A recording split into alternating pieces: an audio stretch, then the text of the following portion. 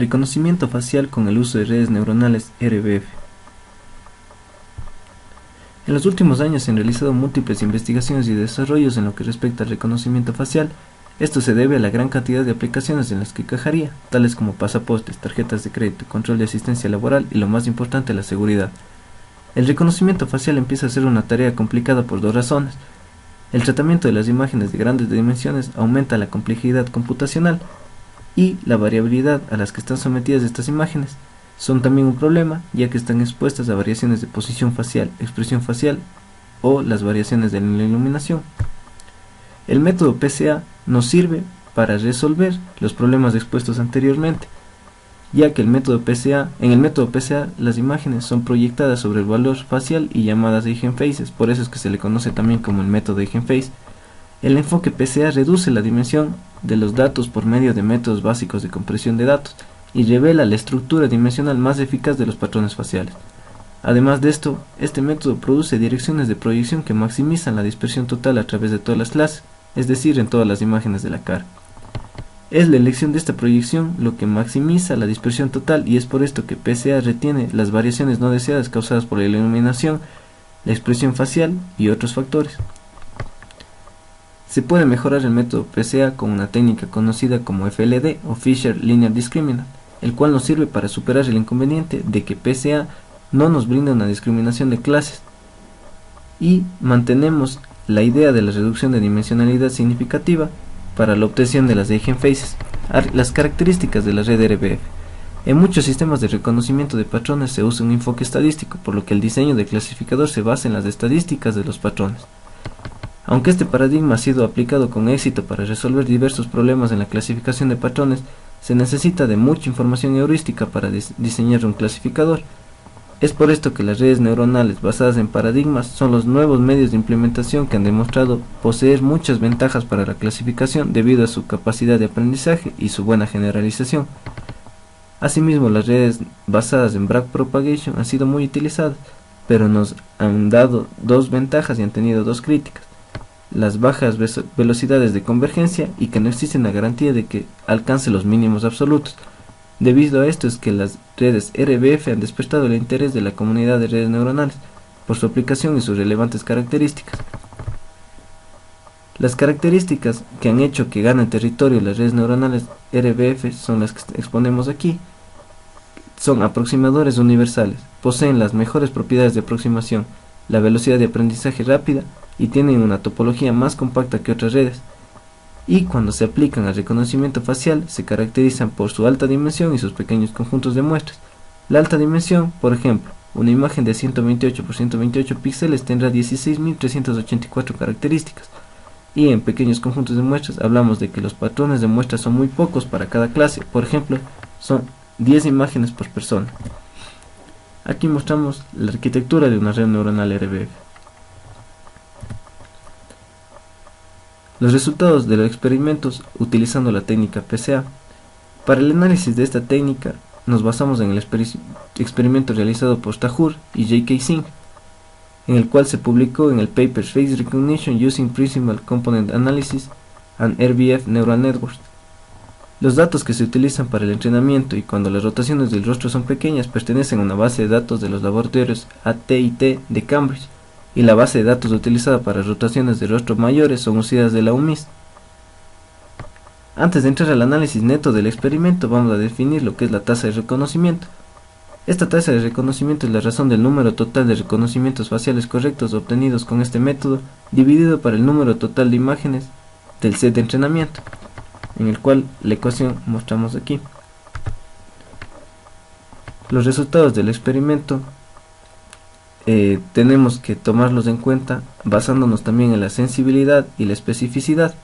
¿Qué es la sensibilidad? Se define como la probabilidad de reconocer correctamente una cara, y la especificidad se refiere a la probabilidad de un correcto rechazo de un intruso o de una imagen que no pertenezca a la clase que deseamos como salida. Estos se pueden calcular como se muestran en las ecuaciones, donde TP es el número total de rostros reconocidos correctamente, Fn es el número de rostros que se reconocieron incorrectamente como intrusos, Tn es el número de rostros de otras clases que se reconocieron correctamente como intrusos, y Fp es el número de rostros reconocidos falsamente como propios de una clase. En esta base de datos de la ATIT tenemos 400 rostros a escala de grises. Cada persona tiene 10 imágenes, cada una con una resolución de 112 por 92 y 256 niveles de gris.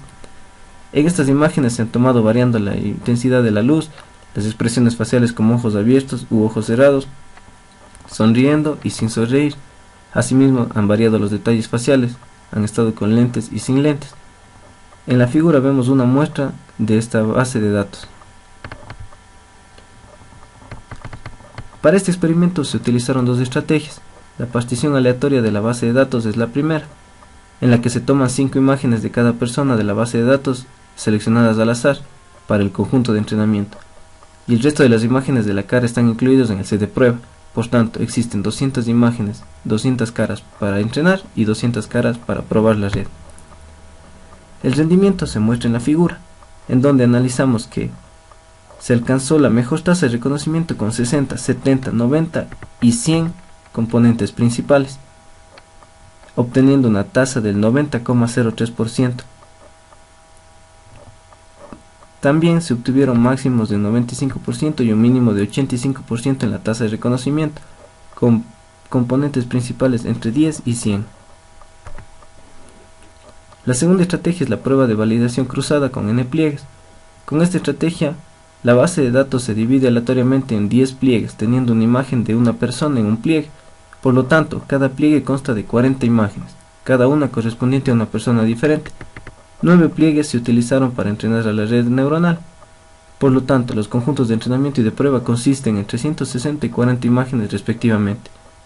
También en este experimento se seleccionaron 120 neuronas de la capa oculta. El mejor promedio se logra con 50 y 60 componentes principales, alcanzando un 97% en la tasa de reconocimiento. El máximo y mínimo de las tasas de reconocimiento son de 100 y 85% respectivamente, con componentes principales de entre 20 y 60. Mejoramiento de PCA con FLD. PCA no nos proporciona ninguna información para la discriminación de clases, sino que solamente produce una reducción de dimensionalidad. Es por esto que FLD se aplica a la proyección del conjunto de muestras del entrenamiento en el espacio EigenPhase, donde X va desde X1 hasta Xn, hablando del espacio. Este enfoque encuentra un subespacio óptimo para la clasificación en la que la relación de dispersión entre clase y dispersión dentro de la clase se maximiza. Asimismo, sabemos que FLD es una transformación lineal que maximiza la relación del determinante de la matriz de dispersión entre la clase de las muestras proyectadas y la matriz de dispersión dentro de la clase de las muestras proyectadas. Los resultados son globalmente óptimos solo para datos linealmente separables. Además, el criterio de separabilidad no es directamente relacionado con la precisión de la clasificación en la salida. Liu y Wessler indicaron que el método FLD logra el mejor rendimiento con los datos de entrenamiento. Este es el esquema del método PCA mejorado con FLD, en donde tenemos los datos originales, obtenemos la reducción de dimensionalidad con PCA y extraemos las características más importantes, para luego ingresar a la red neuronal. Los resultados experimentales obtenidos con PCA y FLD. Estos resultados tomamos del paper Improvement in PCA Performance Using FLD and RBF Neural Networks for Face Recognition, del autor Kalpana, en el cual se realizan experimentos utilizando una base de datos de la Universidad de Yale y con el método expuesto, que es el de PCA mejorado con FLD. La precisión obtenida en este experimento es comparada con los resultados obtenidos por el clasificador de vecinos más cercanos, que se basan en la distancia euclidiana. En la imagen de la izquierda tenemos la imagen que se ingresó a la red y en la de la derecha la que se obtuvo de la red, es decir, el reconocimiento. En esta tabla vamos a analizar el rendimiento del método. Estos clasificadores fueron utilizados variando la iluminación y con variaciones de la expresión facial de los rostros. Los experimentos se realizaron con 6 imágenes de entrenamiento y 8 imágenes de prueba para cada persona de la base de datos, en donde tenemos que para el clasificador del vecino más cercano, que se basa en la distancia euclidiana, utilizando el método PCA, obtuvimos una precisión del 50%, y con el mejoramiento con FLD obtuvimos una precisión del 80,9%, Asimismo, la tasa de rechazo fue del 5,3%. Para el clasificador RBF, con la técnica PCA obtuvimos un 70% de la precisión y con su mejoramiento con FLD se obtuvo un 92% de la precisión. Asimismo, la tasa de rechazo fue del 4,2%. Ahora decimos que la mejora se debe principalmente a la capacidad de aprendizaje de la red neuronal RBF. Además de alta precisión de reconocimiento, el método propuesto es eficiente con el cálculo. ¿Por qué se dice eso? Porque la identificación de la imagen se da en menos de un segundo.